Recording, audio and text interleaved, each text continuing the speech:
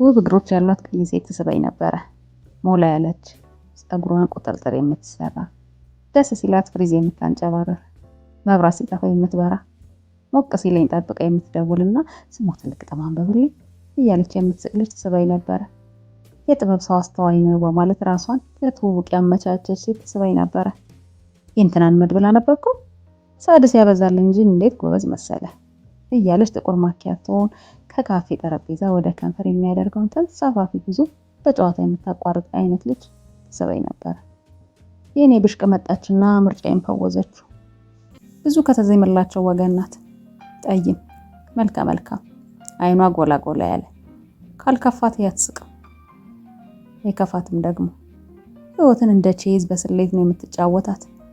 በአንድ ቢጫ ረፋድ ቀን ካፌ ዘና ብላ ስፕራይት እየጠጣች ነበር። በመሃል ስልኳ ጠራ። ቀጥሎ ያደረገችውን ፈጽሞ የማይጠበቅ ነበር። አነሳችውና ስልኳን የደወለችላት ጓደኛዋ ምን እንዳለቻት እንጃ እንዲህ የመለሰችላት።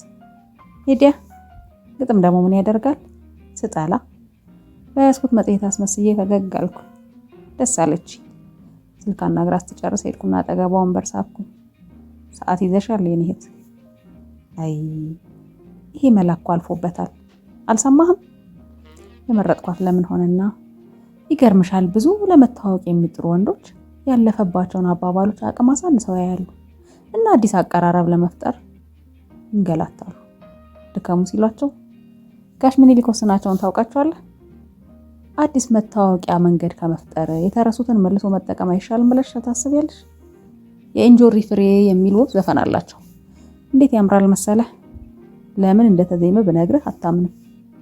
ምን አይነቱ ቀውስ ላይ ጣለኝ ደግሞ ዛሬ አልኩና እንደ ስምንተኛው ንጉስ በግራ እጄ አማተብኩኝ። ሃይማኖት እባላለሁ። 7 ተኩል ሊሆን ነው። እንድቹ እንደተደነቋቆርን 2 ዓመት አብረን ቆየን። 2 መሐንዲሶች ወዳጅ ቢሆኑ አይሰለችም? ስለምን ሊጨዋወቱ ነው? ስለምን ዝም ሊባባሉ ነው? የተግባቡ ሰሞን ስለ ሀገራችን መንገዶች ጥራት መጓደል ያወሩ ይሆናል። ምናልባት በእርዳታ ብር ተጀምሮ በዘረፋ ሰበብ ስለተስተጓጎለ ደረጃውን የጠበቀ መንገድ ያወሩ ይሆናል። ያ ሲሰለቻቸውም ተማሪ እያሉ ስለወሰዱት ብሪጅ የተባለ ኮርስ ይወያዩ ይሆናል። ከዛማ መንገድ አይኑ ይጥፋ አይባልም ደርሶ የወሰደውን ሰው ያመጣል መልሶ ይሉ ይሆናል አንዳቸው። አቦ ባለፈው አወራንበት እሱን አዲስ ጨዋታ የለም። እኔና እሷ 2 ዓመት ያኖረን ልዩነት ነበረ። ግጥም ደስ ይለኛል፣ ግጥም ያስቃታል። ካልከፋት የማትስቀው ጉድ ግጥም ሳነብላት ትስቃለች። ግጥሙ እያስከፋት ይሆናል እንግዲህ። ተናዳ ከሆነ ደግሞ ግጥሙ ይበልጥ ያበግናታል። 2 ዓመት ያጣመረን ልዩነት ሰለቸን መሰለኝ ጭቅጭቅ አመጣን። እንዶች ጭቅጭቅን ችለው የሚቀጥሉት አብረው ስለሚተኙ ሳይሆን አይቀርም። እሱም እስኪሰለች በሆነ ባልሆነው እየተጨቃጨቀች አንጎል አደረገች። ለንዝንዟ ምላሽ ባለመስጠት አበሳጨኋት። በአንድ ክፉ ማክሰኞ ከእንቅልፏ ተነሳች። ካልጋችን ወረደች፣ ፊቷን ታጠበች፣ ጥርሷን ቦረሸችና ጀበና ወርውራ ሳተችኝ። በስመ አብ ከየት አመጣችሁ? ሰው የሚፈነከት አይጠፋም ብሎ ጀበና ገዝቶ ይደብቃል።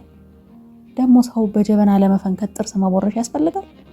እንደ ዲስከስ ወርዋሪ በቅንፍ ቅርጽ ነበር ጀበናውን የወረወረችው። ስቶኝና ግርግዳውን እርቶ ስብርባሪው ወደ መሬት ሲወድቅ አንድ ኮሜዲ ስለ ፍቅርና መዋደድ የተናገረውን እያሰብኩ ነበር። የምን ፍቅር መዋደድ? የምን ፍቅርና መዋደድ? መዋደድ ይበቃል። ፍቅር መጨረሻው ጠላትነት ነው። በድርጊቱ ተናደድኩ። እንዴት እንደምጎዳት እያሰብኩኝ ስንደረደር ወደ ጆሮ ግንዷ ተጠጋሁና 2 መስመር ግጥም አነበብኩላት። ሰቅሰቅ ብላ ለቀሰች።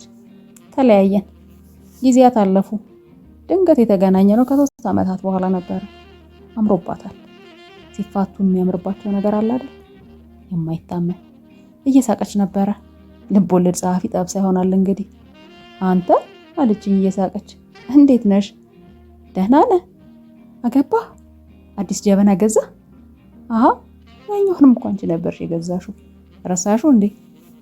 ይሆናል እንግዲህ። ደህና ነህ? አለሁ። በቃ ቻው፣ ስብሰባ አለብኝ ልሂድ። እየተራመደች ስትርቀኝ ከተለያየን ጀምሮ ሲከነከረኝ የኖረ ጥያቄ ታወሰኝ።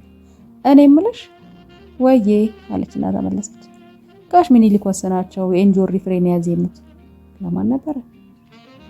ለእውነት? የምርሽን? በእውነት